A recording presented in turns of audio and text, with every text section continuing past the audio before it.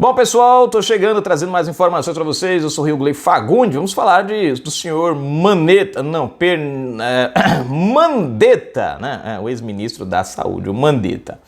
Bom, hoje é dia 31 de agosto de 2020, né? Na descrição do vídeo vocês vão encontrar o link para esta matéria aqui, tá certo? Vamos lá? Presta atenção nisso aqui, gente. Olha só, a coisa tá ficando apertadinha pro menino. TCU investiga rastro deixado por Mandetta e revira contrato milionário, gente. Mandetta parece que andou pilantrando aí enquanto ministro da Saúde, né? O rapaz bonzinho, que zelava pelo SUS e não sei o que, fez aquela choradeira que todo mundo conhece. Parece que ele não... Parece que alguma coisa ele andou fazendo de errado. Vamos à matéria? Se liga aqui, gente, ó. Vamos lá. Um pente fino... antes de mais nada, se inscreve, comenta, compartilha, deixa o seu like, aperte as notificações na descrição do vídeo, você vai encontrar o link para esta matéria.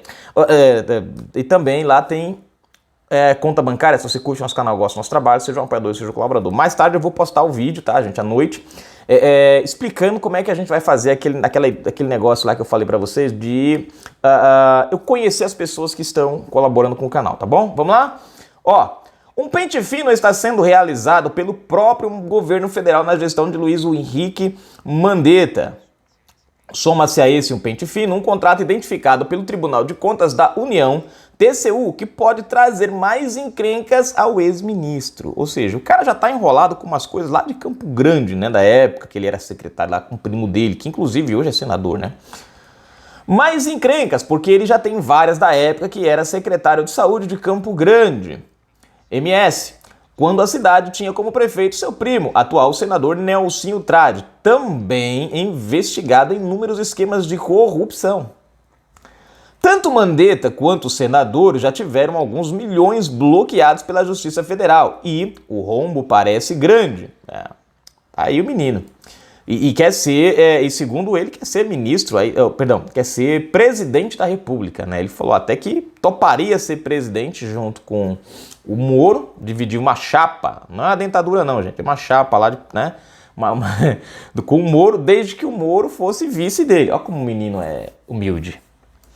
Como ministro, o tal contrato na mira do TCU versa sobre assistência médica por telefone. Se liga, denominado TeleSUS. Opa, gente, TeleSUS, eu acho que agora eu começo a compreender porque ele fez aquela choradeira falando do SUS, do sistema. Ai, meu Deus, do SUS, meu pai, ele tá mudando o SUS, continue o trabalho do SUS, pelo amor de Deus, não larguem o SUS, todo mundo segura a mão do SUS, ai, meu pai. Acho que agora tá explicado, né? O custo foi de 140 milhões de reais, pouquinha coisa, e está sendo revirado pelo Tribunal de Contas da União. Mandetta tem a fala mansa, mas é terrível. É o Globo disfarçado de Mandetta. Bom, tá aqui a matéria, gente. Né? Tá aqui a matéria, né? Descrevendo aqui a ação do TCU, né? Vamos ver o que isso vai dar, gente. Onde é que vai parar isso aqui? Como é que vai se resolver essa questão? Uma coisa interessante, né? Você vê, esses caras, quando você vê esses camaradas deixarem o governo federal e meterem a peia pra cima, o sapeco pra lá, né, tipo, detonarem o governo federal, alguma coisa tem de errado, gente. Já diz aquele velho conhecido ditado, né, que pra esconder o meu erro eu tenho que apontar o erro de alguém. Pra tirar a atenção da minha pilantragem, eu tenho que acusar alguém de alguma coisa, chamar atenção pra alguém, né? E é geralmente o que a gente vê. Você vê, por exemplo, o Nelson Teixe. Ele saiu do governo.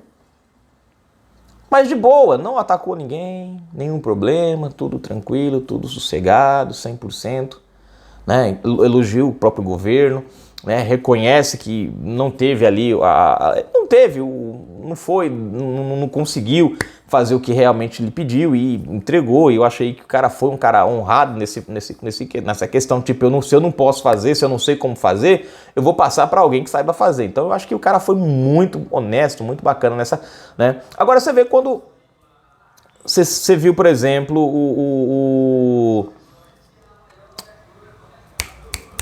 o Mandetta quando saiu, né? Saiu até de um jeito elegante, diga-se de passagem. Mas depois meteu os pés pelas mãos, comprou uma narrativa.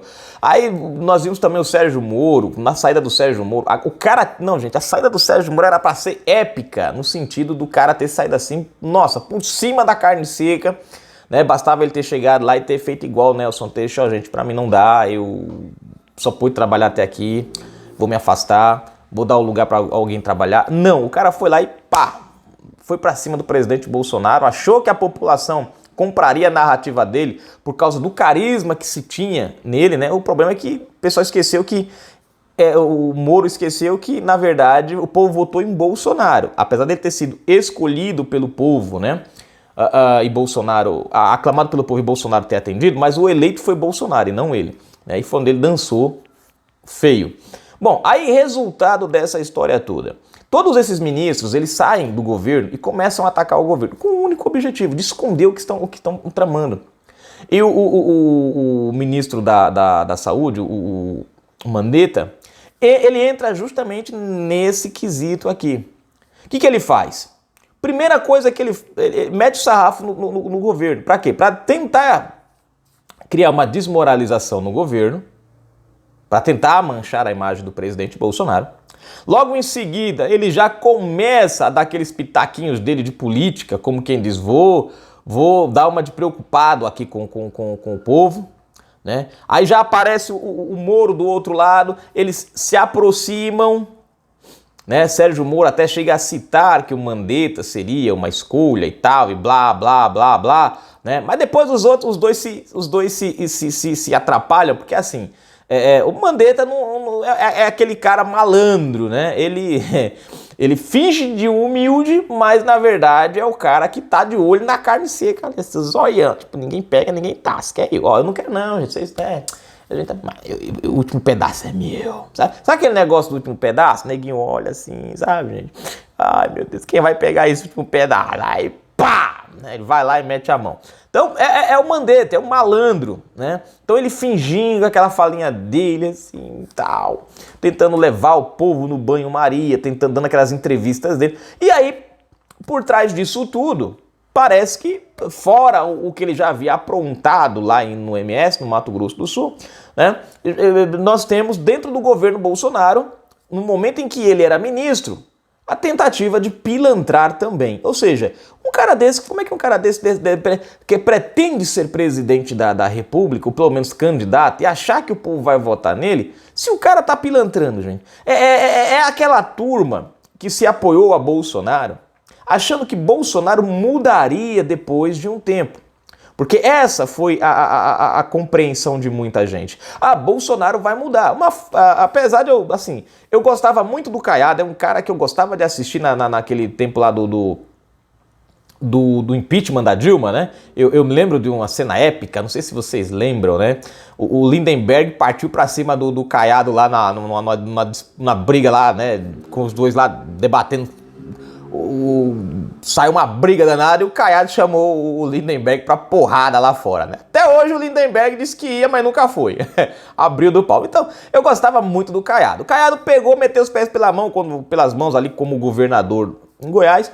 Depois ele começou a voltar um pouquinho, a se aproximar do presidente Bolsonaro, né? E aí, né, agora ele mesmo reconheceu, né, ele mesmo fala assim, o poder não mudou o homem. Isso é uma fala do próprio Caiado, né? E todo mundo estava apostando justamente nisso. Porque você vem de uma política de 30 anos de presidentes da República com a mesma retórica.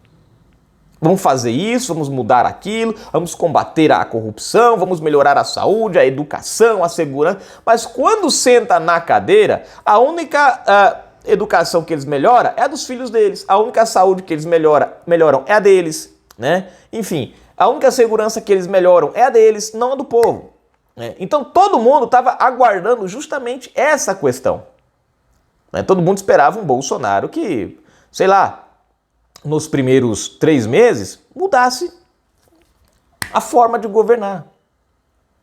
E aí foi aonde a coisa deu errado, porque o presidente Bolsonaro assumiu ali aquele compromisso com o povo nas eleições e cobrou essa ação pós-mandato, assumir o mandato. Ele não mudou, ele não voltou atrás. Ainda que muitas vezes a gente até chegou a pensar que o presidente... A gente teve aquela sensação que alguma coisa... Mas não estava. Aquela reunião que foi revelada com o intuito de lascar com ele, na verdade, só aumentou o ibope do cara, né? Fez a gente ver o Bolsonaro que a gente tinha votado e a gente achava que já tinha se perdido. Não, o cara estava lá. Só estava se segurando por conta do cargo, né? Que precisa ele ter uma certa coerência ali. É natural isso. Mas aquele Bolsonaro que a gente conhece, gostava e é apaixonado pela... Tava lá. Então, acharam que ia haver essa mudança. Não houve essa mudança. E aí todo mundo se quebrou. Ó. Depois dos 3 meses de mandato, você pode ver que começou a aparecer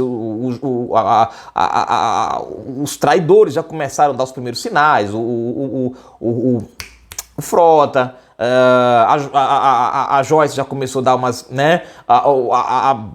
O nome dela? A Janaína começou. E outros começaram já a dar uma. A gente já começou a ter um racha dentro do PSL, mais ou menos ali para abril, para maio. Né? Já começou a ter um racha dentro do PSL. Vem aquela confusão que a gente já conhece toda. Ou seja, os caras não suportaram essa mudança. Falaram, cara, o camarada não vai mudar, mano. O cara tá sustentando que ele. E aí, o Mandetta, né? Ele entrou nessa onda aí, né?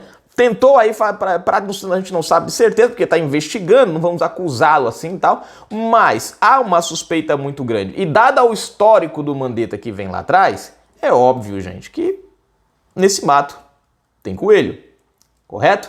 Então, vejam só, e um ponto que a gente tem que observar nessa questão do governo Bolsonaro, é que o presidente tem estimulado, e isso acho que é a bronca do pessoal, porque não querem que Bolsonaro interfira na PF em canto nenhum, a ABIN não pode dar relatório, né? Porque eles estão com medo do presidente. Essa é a verdade. Você tem hoje um governo que, assim, a corrupção acontece, não fica para daqui a 2, 3 anos, como o caso do Serra, do Alckmin, que aconteceu lá em 2007, 2010, 2014, e só agora estão investigando, e assim mesmo com o STF passando a mão e alisando.